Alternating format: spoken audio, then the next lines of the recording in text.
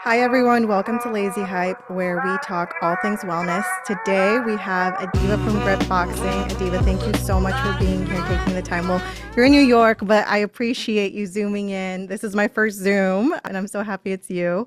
So thank you for being here. Thanks for having me. I'm super excited. I love Lazy Hype. I love the brand. I love everything you've done. So I'm very happy to be here. Well, thank you. So I'm very curious on your journey through building a fitness studio. Why boxing in particular? How did you come up with the concept? And also just walk me through the very beginning. Maybe you had different goals in the beginning. I wanted to be a Barbie driver when I was little. Now I'm doing merch. So I'd love to hear your story. I've always really been into fitness and athletic, but my passion for boxing stemmed from college. I started boxing freshman year. There were different school fairs, like different clubs that you could join. And there was something that just interested me about boxing. It was something I never tried before. I went to the club team. My first day, I was one of the only girls on the team, and there was just something about it that I just felt so powerful and at peace and just confident. And from that moment, I knew that this was something that I was going to do and try and get better at. So I started coming back every single day. Fast forward to senior year, competed in nationals, was one of three women to compete in nationals in boxing from my school and the history of the school. Wow. It was after that that I just knew that this was something that it wasn't just a hobby, but it was something that I wanted other women, especially, but all people essentially to get the benefits from and understand. Where was the school? This was Syracuse University, upstate New York. Oh, wow. Okay, cool. When I post college, I went into working at different companies, agencies, and did some writing gigs. I had studied journalism in school, so I thought that I was going to be a fancy editor sitting at a desk writing for Vogue. That was kind of the vision and the dream back then. So realize it's actually a lot harder to get into the magazine world than it looks like. And I was taking all of these fitness classes on the side while I was doing my 9 to 5. It was during that time where I discovered Group X and just noticed how boutique fitness was really just booming at the time. I was taking Soul Cycle and Rumble and Berries and you name it, I had tried it. And I felt like there was just something missing from all of these places, and that was that real sense of community. So a lot of people would go into a Soul Cycle class and then they would leave, and I would not in a creepy way, but I would follow them and see where they were going. They were going to brunch or they were going to hang out at, go shopping or do something communal, but they didn't have the space to do it in the actual studio. And so that's where this idea of combining the social element with the gym, which is why Grit has a full liquor bar where people can hang out. We have boozy brunches, events, and it's really just a communal hangout place. So rather than leaving the studio, like you really have a third space. After that, I talked to my dad about it, showed him the sport. He got really into boxing as well, my brother too, and started looking for locations. At that point, when I was looking for locations, I didn't know what the exact concept was going to be. I just knew that this was something that needed to be done. Like it was something that I needed for myself. So I knew other people would need it as well. So started looking for locations around the city. And at that point, I just knew it was going to be a boxing studio with a bar or like a boxing studio with a third space. Maybe not necessarily alcohol, but having mocktails, something.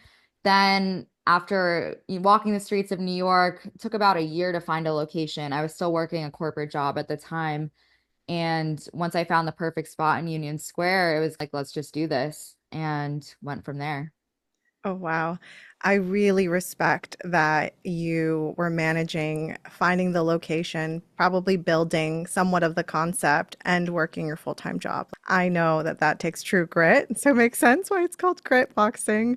What was it like working with family? Because I mean, you guys did a phenomenal job and there's so much detail. You look at downstairs near the bathrooms, you look even the reception area. I remember the process of working with you, your dad, your brother. I love you guys so much. You're like family, but you all have such strong personalities, which I love, obviously. So I'm so curious how you guys like come together, build something beautiful, and not, like lose your minds because you're all so like you're brilliant minds. Thank you. No, I appreciate you saying that. But it is, and it was really hard at the beginning because you can't separate work from home and your relationships. It kind of just bleeds into your everyday, right? I mean, you're building this thing. How can it not be the thing that you want to talk about at family dinner? Or, it's finding that separation is something that's really, really extremely difficult. And I applaud people that are able to find it within either working relationship or family business or any sort of business that you've built with a husband or wife, whatever it is. But I think it's kind of understanding what each other's strengths are. My dad is, as you know, he's this brilliant idea person and he comes up with something crazy and we all are like, oh, I don't know. We kind of push him a little bit and then agree, but like he has the big idea brain. I'm definitely more detail oriented in the weeds of the business, a little bit more in terms of like operations, very much into like the people, the customer service elements, making sure everybody is having a good experience from the moment they walk in the door. And then my brother is really good at building relationships. So whether that's partnerships or networking or like bringing people in from that sense. So I think when you kind of understand what each person is really good at and let them steer the ship in that way, then I think that's a really healthy way to work with family. So probably just having the boundaries up front, communicating. You'll do marketing, I'll do all of operation. You take care of the business and the details, and then going into it, I guess, with an open mind is the way. Yeah, and I'm going to be completely honest and say I don't think I successfully was able to handle working with family. I think it's very difficult. And my recommendation would be for anybody looking to do that, like make sure that you are able to still balance, and having a relationship with my family is so much more important than having the business is so important, but my family relationship is number one priority. I will always make that a priority. So for me, like, knowing that and stepping back from certain projects or knowing when it's okay for somebody else to lead in a certain area, that is almost as important as it is to have communication because it's just understanding what works for you and what doesn't. Totally. I love the honesty. Thank you.